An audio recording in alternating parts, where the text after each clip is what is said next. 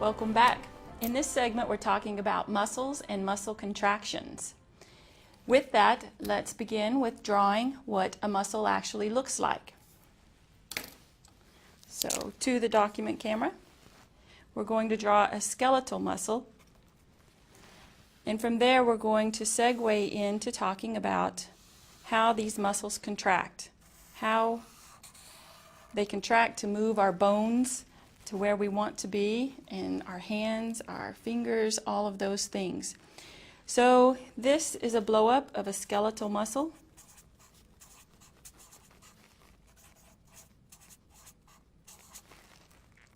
Within this skeletal muscle, there are what are called fascicles, and these are groups of muscle fibers.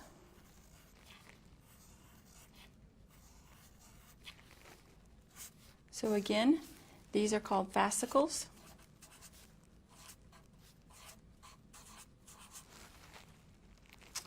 Within these fascicles, let's blow this up again. There are muscle fibers.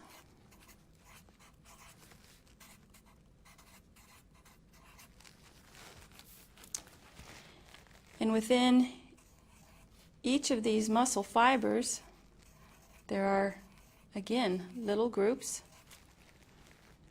of what are called myofibrils.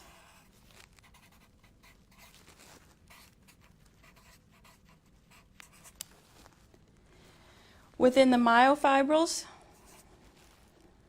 there are groups of what are called myofilaments.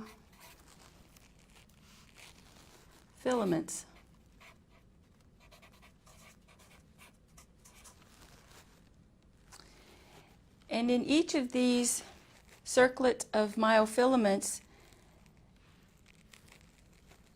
there are two myofilaments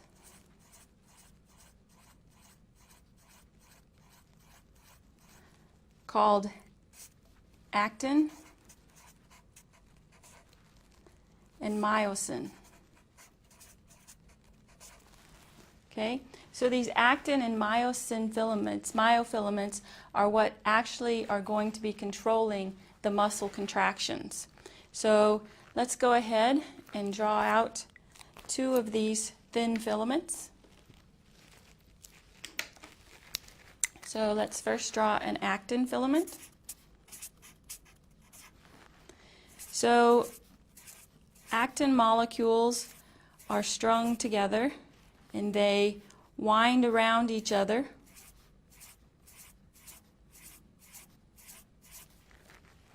So they kind of braid together here to form this two molecule filament structure. On these actin molecules, there is a compound that wraps around, and it's called tropomyosin.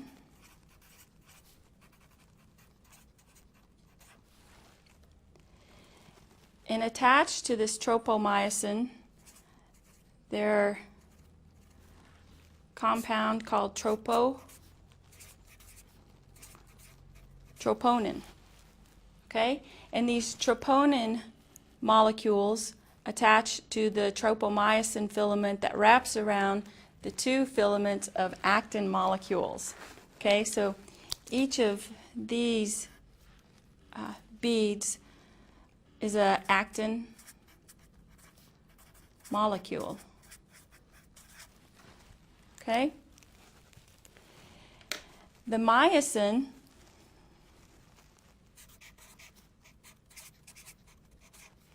myofibril is made up of two myosin molecules that are wrapped together, and off the top of each of them is this little golf club-like head. And so there's two of them wrapped together, and they look something like this. And so this is myosin. So actin and myosin, the two myofilaments. And on the actin, this tropomyosin covers binding sites for these heads of the myosin. And as we go through talking about the muscle contraction and how that occurs, we'll see how these golf club shaped heads bind to actin molecules, and in particular on binding sites that are covered by this tropomyosin. So let's look at what these look like in the book. So we'll zoom in on this myosin head. So a much better depiction than what I can draw. So here's two of these molecules kind of wound together, and here's the myosin heads. And here's what a thick filament of mini myosin molecules held together look like. Okay, so that's the myosin molecule.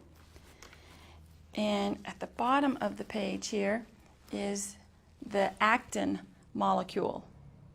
Okay, so you've got these actin molecules that are strung together like two beads, two rows of beads, and you have these tropomyosin bands that wind around, and they're held attached by this troponin. So they're held attached to the actin molecules with this troponin.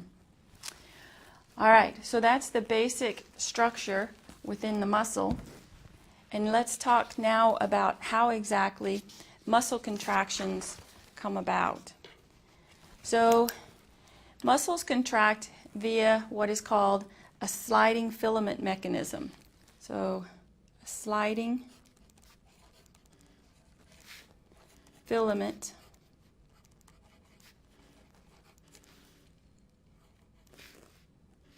mechanism.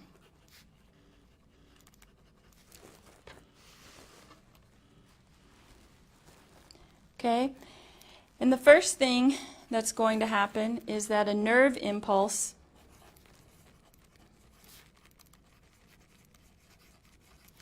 is transmitted down a nerve, so down a presynaptic nerve down to the muscle, which is going to be the postsynaptic tissues.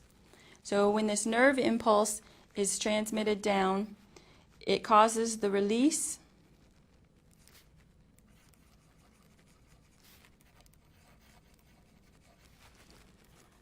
of a neurotransmitter.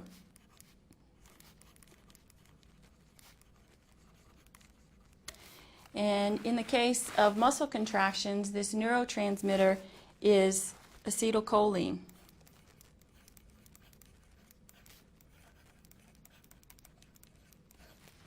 Okay? From there, we have chemically gated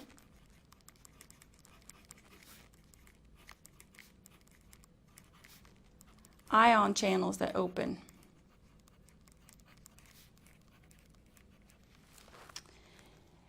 And when these chemically gated ion channels open, due to the release and the binding of acetylcholine, sodium floods into the receiving membrane, so the muscle membrane.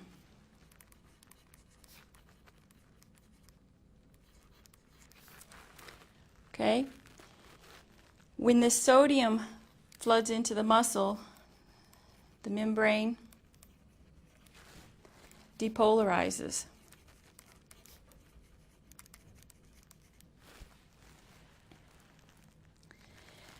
Membrane depolarization causes calcium to be released from an area on the muscle called the sarcoplasmic reticulum.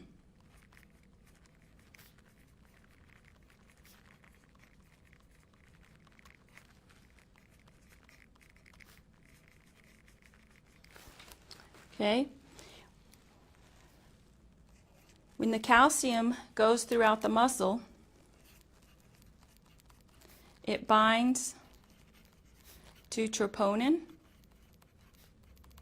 which is on the actin filament. When that occurs, it causes a conformational change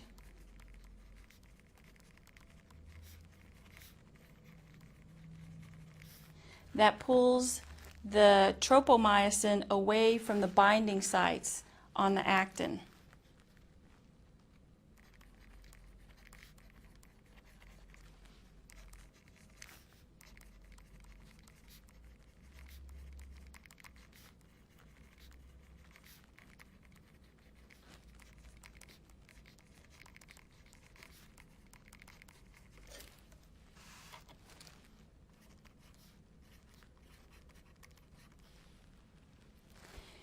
And when this occurs, the myosin molecule will bind to the actin filament. So myosin filament binds to actin. And when this occurs, it automatically sets into a chain of reactions where those golf club head structures are attaching to the actin binding sites and basically ratcheting up the whole actin molecule. And this ratcheting, or this cross bridge binding,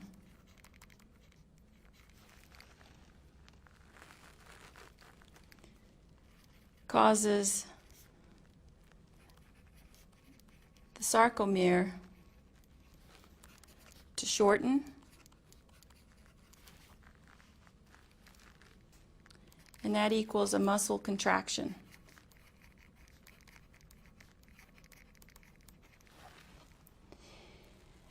Eventually you want the myosin heads to release from the actin, and that is caused by ATP. So ATP is what causes the release of the myosin heads from the actin binding sites.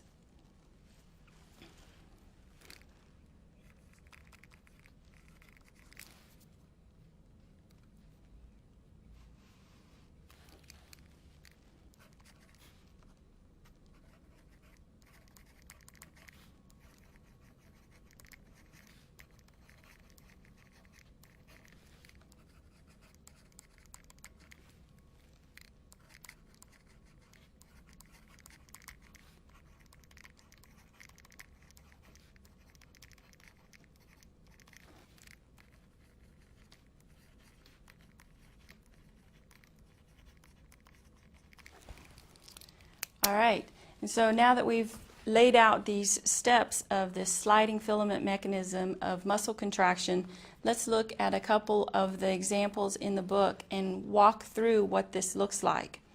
So the first steps are that you get this nervous impulse. So the nerve impulse comes down from this presynaptic neuron. These synaptic vesicles release the neurotransmitter, in this case acetylcholine.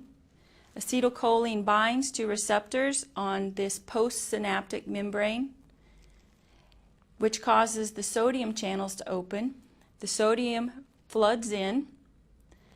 That causes the calcium to be released from the sarcoplasmic reticulum.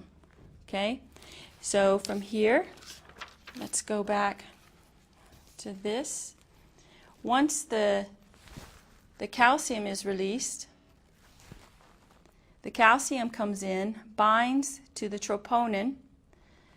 The troponin undergoes a conformational change which pulls away these filaments of tropomyosin, exposing the binding sites for the myosin heads.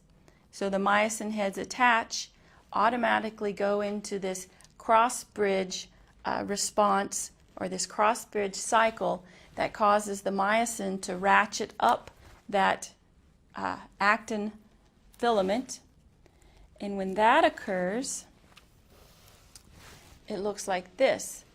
So you have a relaxed muscle here with these sarcomeres, and these sarcomeres are made up of actin and myosin filaments. And when the muscle is relaxed, it looks like this, but when it's contracted, these sarcomeres have pulled together. Okay, so you get a pulling together of those sarcomeres as the myosin filament ratchets up the actin. Okay, and then to get a release, we go through this cycle where you've got the myosin head that's bound to the actin, and here's the cross bridges that have formed, and you get ATP coming in to release this connection here. So to release this binding of the myosin heads to the actin molecule. If there's, at the same time as these are going on, you have pumps on the sarcoplasmic reticulum that start pumping calcium ions back into the sarcoplasmic reticulum, lowering the concentrations of calcium within that muscle. At lower concentrations of calcium, the troponin is released and relaxes back or undergoes that conformational change, which again covers the myosin binding sites on the actin so that the whole muscle can relax. Okay, and with that, that's going to end this particular segment. And thank you very much for watching, and we'll see you next time.